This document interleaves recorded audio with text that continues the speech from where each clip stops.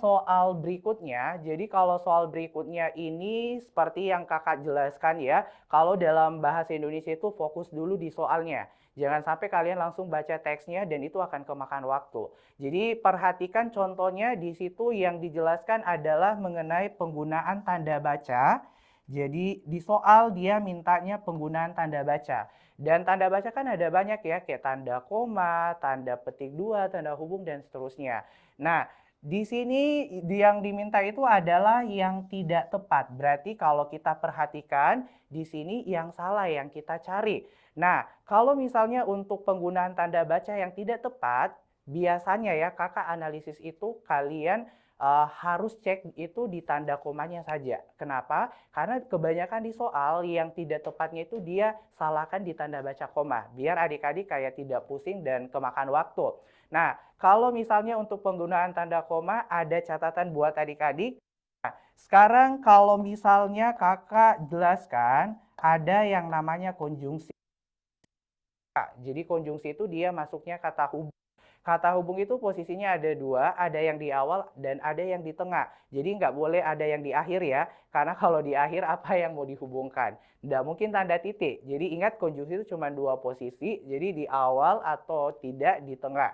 Oke, kalau misalnya konjungsi, ada catatan buat adik-adik. Jadi kalau misalnya dia itu konjungsi intrakalimat. Kak, intrakalimat itu maksudnya posisinya di mana? Jadi intrakalimat itu posisinya ada di tengah. Nah, kalau misalnya konjungsi yang di tengah kalimat, dia itu dalam hal ini ada beberapa yang harus didahului tanda koma. Jadi konjungsi intrakalimat yang harus didahului tanda koma. Oke, kalau misalnya didahului koma, biar adik-adik lebih mengingat. Nah, di sini kakak tuliskan dari segi clue-nya. Nah, clue-nya itu apa? Clue-nya itu ini, kakak tuliskan ya. Oke, jadi clue-nya itu adalah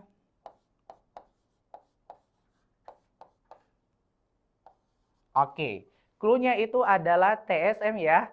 Nah, jadi ini bukan nama mall ya, jadi nggak ada NIPA ya dan seterusnya. Jadi ingat clue-nya TSM ya.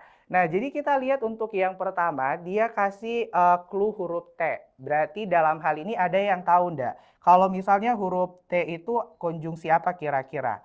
Nah, jadi kalau misalnya untuk yang pertama, T-nya itu adalah konjungsi tetapi. So, kalau misalnya dia itu ada di tengah kalimat, berarti sebelum tetapi itu harus ada koma.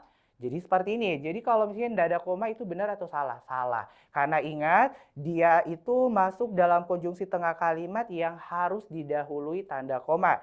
Terus yang kedua ada S. S-nya itu apa? S-nya itu dia pakai konjungsi sedangkan. Sama halnya, jadi sebelum konjungsinya harus ada koma dan M-nya itu adalah konjungsi melainkan. Oke. Dan terakhir ada ya. Iya-nya itu konjungsi apa kira-kira? Nah, jadi iya-nya itu dia masuknya konjungsi yaitu atau yakni. Nah, jadi adik-adik perlu kakak ingatkan, ini adalah konjungsi yang kasusnya ada di tengah kalimat yang harus didahului tanda koma. Jadi ingat ya, TSM ya. Nah, jadi di situ ada tetapi, sedangkan, melainkan, yaitu, yakni. Nah, berarti coba kakak sudah spill clue-nya. Sekarang coba perhatikan adik-adik dari kalimat nomor 1 sampai nomor 5. Kira-kira penggunaan tanda komanya itu sudah benar atau ada yang tidak tepat?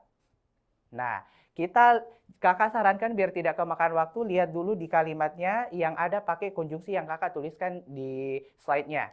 Tetapi, sedangkan, melainkan, yaitu, yakni. Oke, jadi kalau kita lihat di situ ada di kalimat 5 ya. Kalimat 5 itu dia pakai konjungsi apa? Nah, dia pakai konjungsi yaitu. Dan kalau kita lihat penggunaan tanda komanya itu salah. Kenapa? Karena konjungsinya dulu baru koma. Sementara seperti yang kakak tuliskan tadi, kalau misalnya yaitu, dia itu masuknya ke konjungsi tengah kalimat yang harus didahului tanda koma. Jadi harusnya penulisan benarnya itu sebelum yaitu harus ada komanya. Jadi dapat ya jawabannya ya? Oke, jadi jawabannya itu ada di opsi F. kalimat 5. Jadi perhatikan konjungsi tengah kalimat yang didahului tanda koma.